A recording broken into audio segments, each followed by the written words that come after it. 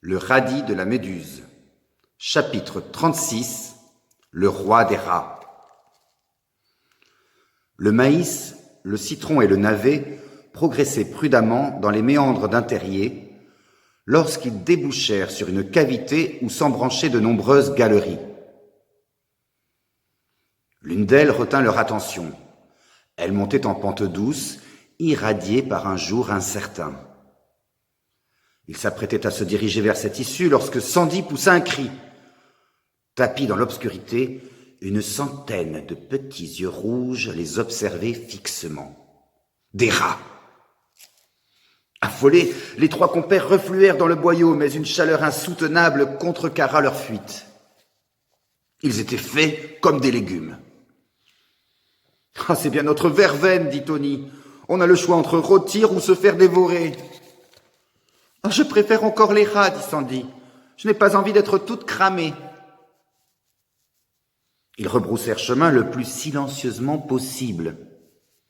Dans la cavité, les rats étaient toujours là. « Je vais les occuper pendant que tu t'échappes, mon amour, murmura Tony. Je donnerai la moitié de mon bulbe pour te sauver. » En même temps, tu pourrais difficilement donner plus, fit remarquer Jack. Très drôle, dit Tony. Attendez, intervint Sandy, vous ne trouvez pas étrange que ces rats ne nous prennent pas en chasse? Nous sommes pourtant à leur merci. Je dois dire que cela ne leur ressemble pas, dit Jack. Je vais m'approcher pour en avoir la rafle nette. Jack rassembla son courage et progressa précautionneusement en direction des rats. Ce faisant, il déclencha un concert d'ultrasons. C'était un chant lyrique que Jack, comme tout lilophagothien, interpréta sans peine. Il disait « Nous sommes Argus, le roi des rats, par la queue attachée, immobile à jamais. Nourris par nos amis, nous sommes devenus gras. Mais depuis 4 jours, un malheur s'est tramé, qui a interrompu le ravitaillement. C'est pourquoi nous voulons nous mettre sous la dent des légumes charnus, étourdis, imprudents, qui s'offrent de bon gré à nos contentements. » À quoi Jack répondit en chanson. Je suis Jack, le maïs de ses agrumes, j'escorte un citron et son copain le navet. Ce n'est pas une pitance que tu humes, ô grand roi, ce sont mes protégés.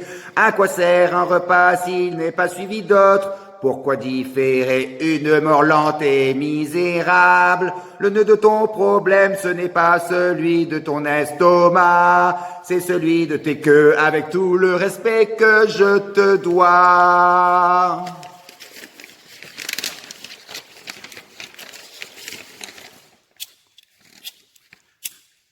Le roi des rats fut parcouru d'ondulations contradictoires, de tiraillements. Jack avait appuyé là où ça faisait mal. Le chœur reprit sur un ton plaintif. « Ce n'est pas bien de se moquer des handicapés. On n'y peut rien si nos queues se sont tout emmêlées. Bien sûr que nous aimerions nous nourrir nous-mêmes et courir et danser au lieu de faire carême. Cette possibilité ne se présente pas, c'est pourquoi à présent il nous faut un repas. » Jack ménagea une courte pause et poursuivit ainsi le réponse. « Écoutez les amis, souffrez que je vous arrête, vous dédaignez l'espoir un peu gaillardement. Si je vous disais que j'ai toujours adoré les casse-têtes, les rébus, les énigmes, vous croyez que je mens? À peine germé, je m'entraînais déjà à trouver une chenille dans du foin d'artichaut. Laissez-moi m'approcher et ne me mangez pas. Je vais vous démêler, profitez-en, je suis chaud. » Le roi des rats émit de petits cris d'étonnement, débattit de la proposition et finalement invita Jack à opérer. « Délivre-nous, dit-il, Et toi et tes amis, vous pourrez regagner la surface sans encombre. Nous serons vos obligés notre vie durant. Mais si tu échoues, vous serez tous grignotés jusqu'au dernier. Et on commencera par toi. Ok, dit Jack, qui s'approcha. Sandy et Tony, qui n'avaient pas tout compris, se demandèrent quelle folie allait commettre le maïs. « Pardon,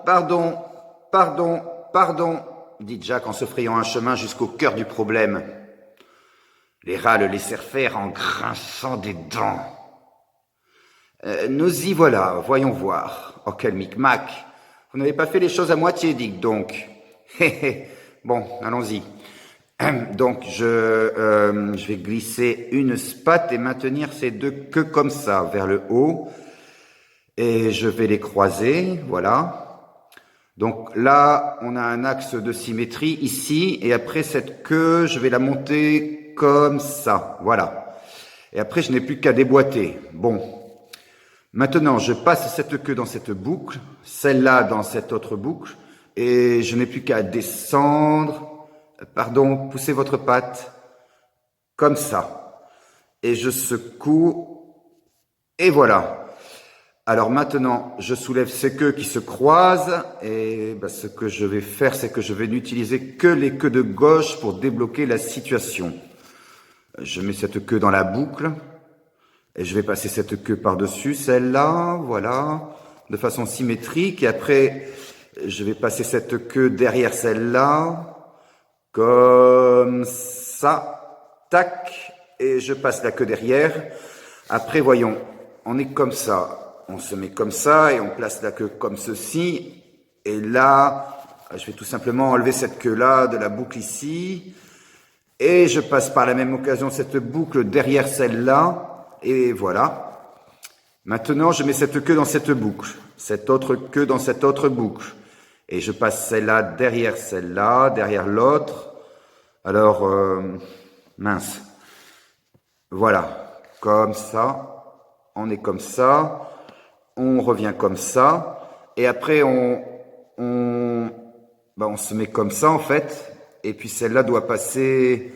Non, en fait, plus simple. La queue, là, doit se retirer de la boucle. C'est-à-dire comme ça. Il ne reste plus qu'à prendre ces deux queues, là. Pouvez-vous les prendre, s'il vous plaît? Très bien. Maintenant, vous les tirez. Ouais, et après, on va passer... Alors, je pense que c'est... Non, plutôt, on va faire comme ça. Je démêle un peu. On fait comme ça, comme ça, comme ça, comme ça, comme ça, comme ça, comme ça... Comme ça, et voilà, vous êtes libre. Les rats, stupéfaits, se regardèrent abasourdis. Aucun d'eux n'avait sérieusement envisagé la réussite de l'entreprise. Ils contemplaient leur queue ankylosée, délivrée de toute entrave. Puis ils regardaient Jack comme s'il se fût agi d'un démiurge tenant leur destin au bout de ses spattes. Tout à coup, l'un d'eux poussa un cri perçant et tous s'égayèrent en titubant dans toutes les galeries du terrier. « Dites pas merci, surtout !» cria Jack.